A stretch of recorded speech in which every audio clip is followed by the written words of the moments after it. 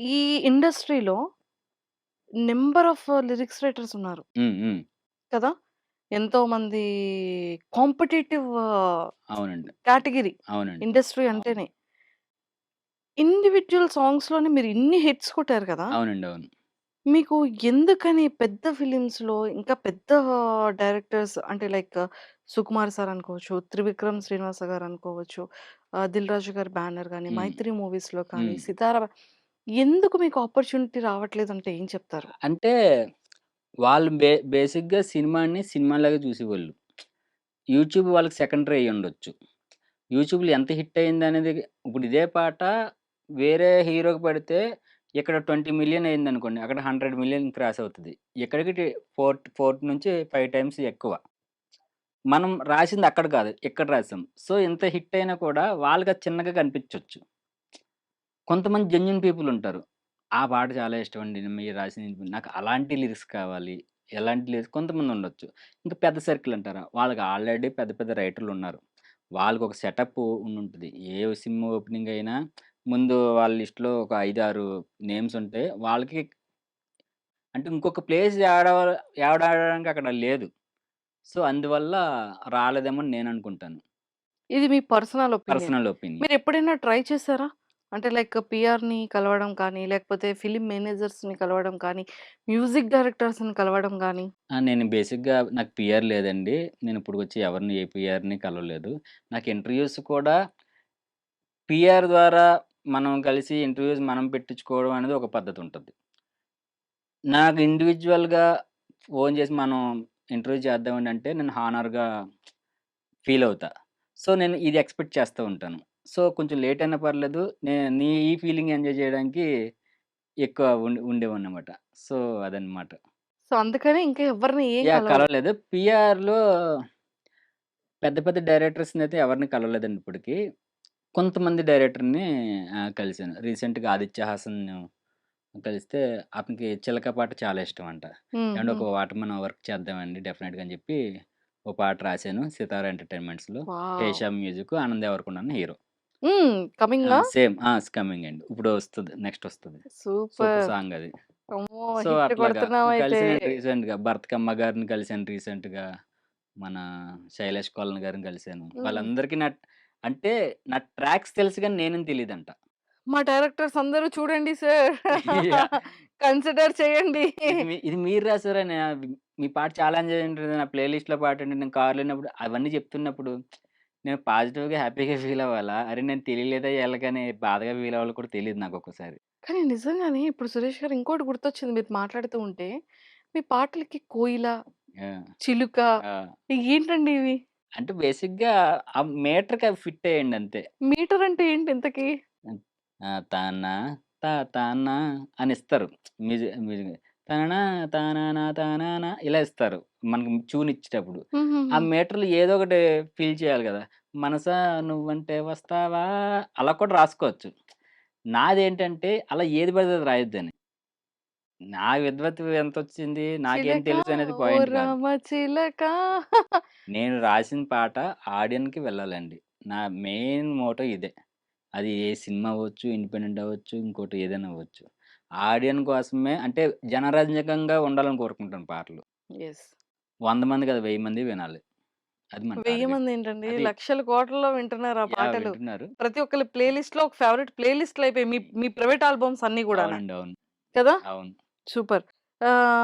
And ఇంకొకటేంటంటే ఒక్క cinema ఇప్పుడు నిజంగానే 'ఆనంద్ దేవరకొండ గారి' సాంగ్ గనక సూపర్ డూపర్ హిట్ అయితే ఇంకా ప్రతి ఒక్క డైరెక్టర్స్ అండ్ మ్యూజిక్ డైరెక్టర్స్ దాంట్లో గూడా పడతారు మీరు.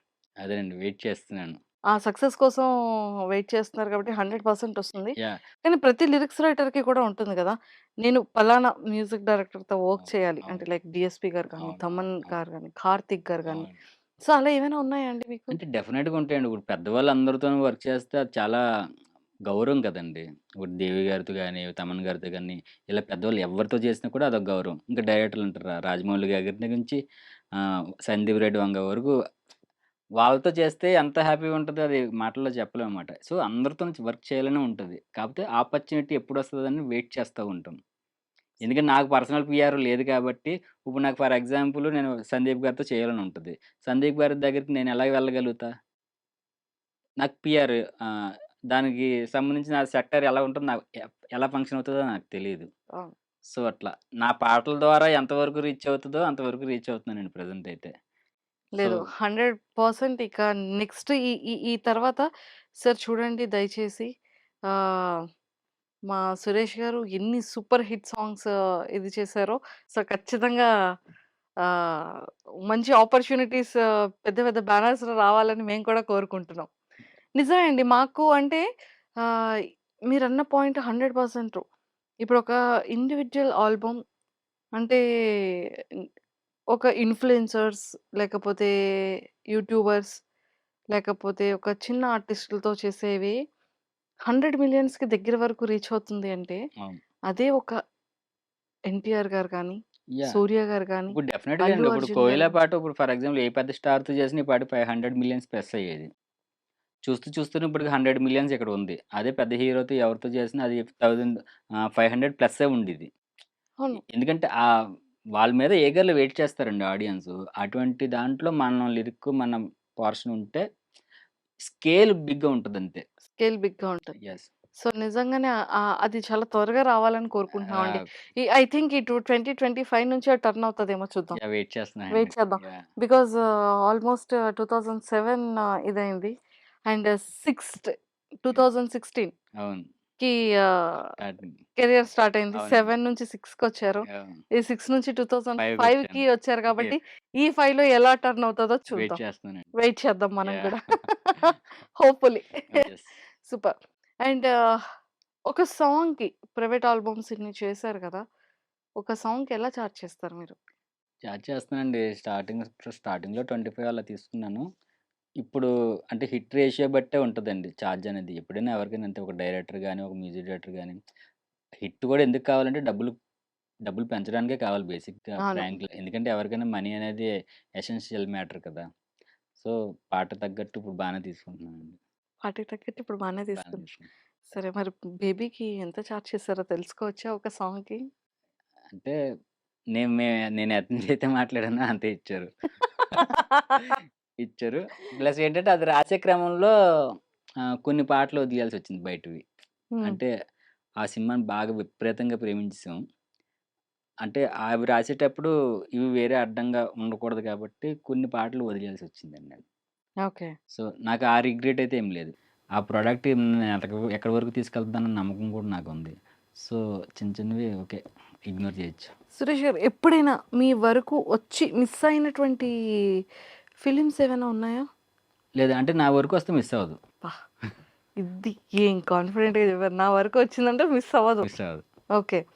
సో, మీరు పడ్డ స్ట్రగుల్స్ ఏవైతే జర్నీ ఉందో హ్మ్. నిజంగానే ఒక వ్యక్తి సస్టైన్ అవ్వాలి అంటే చాలా కష్టపడాలి. చాలా టఫ్ అండి. కదా! సో, ఒక్కసారి మీ జర్నీ ఆలోచించుకుంటే హ్మ్. ఈ రోజుటి వరకు సురేష్ గారు హ్మ్. మంచిగా కార్, హ్మ్. ఇల్లు, హ్మ్. సెటిల్డ్ ఫ్యామిలీ, హ్మ్. ప్రశాంతంగా స్ట్రెస్ లేకుండా కెరియర్ హ్మ్. నడుస్తుంది కదా! స్ట్రెస్ లేకుండా ఉండదండి. ఆ స్ట్రెస్ అనేది ఎప్పుడూ ఉంటది. ప్రతి సెగ్మెంట్‌లోను స్ట్రెస్ అనేది ఉంటూనే ఉంటది. ఇప్పుడు మనకొక 1,00,000 వచ్చిందనుకోండి, ఖర్చులు అలాగే ఉన్నాయి. మనం ఎప్పుడు ఎదుగుతున్నామంటే ఆ మీనింగ్ ఏంటంటే దాంతో పాటు తోకలాగా ఖర్చులు కూడా అలాగే వస్తాయి అవును. వెంట. మనకి 50 వస్తే 50 పోద్ది. 100 వస్తే 100 పోతది. 2 వస్తే 2 పోతది. సో, అదనమాట ఎక్స్‌పెన్సివ్ అయిపోతది ప్రతి దాంట్లో. సో, అదనమాట. సో, అందుకనే కొంచెం ఆ! ఆచితూచి వెళ్తున్నానండి. మనీ ఏమన్నా కొంచెం ఏమన్నా మిగిలితే మిగిల్చుకుంటాం. ఒకసారి పాట లేదనుకోండి మనీ అందులో వాడుకుంటాం. పాట ఉందనుకోండి మళ్ళీ మిగిల్చుకుంటాం. కరెక్టే కదా! యాహ్! అంటే మాదేమో ఇప్పుడు మంత్లీ గవర్నమెంట్ జాబ్ కాదు. లేదా ఒక సస్టైన్ అవ్వడానికి ఒక వ్యాపారం కాదు. ఇంకోటి కాదు. కంటిన్యూగా 10-10 వెళ్లి వర్క్ చేయడానికి. మాకు పాటలు ఉన్నప్పుడు రాసుకుంటాం. లేనప్పుడు ఉన్న వాటిల్ని గుర్తులుగా వేరే ఆటిలకి యూజ్ చేసుకుంటాం. ఓకే.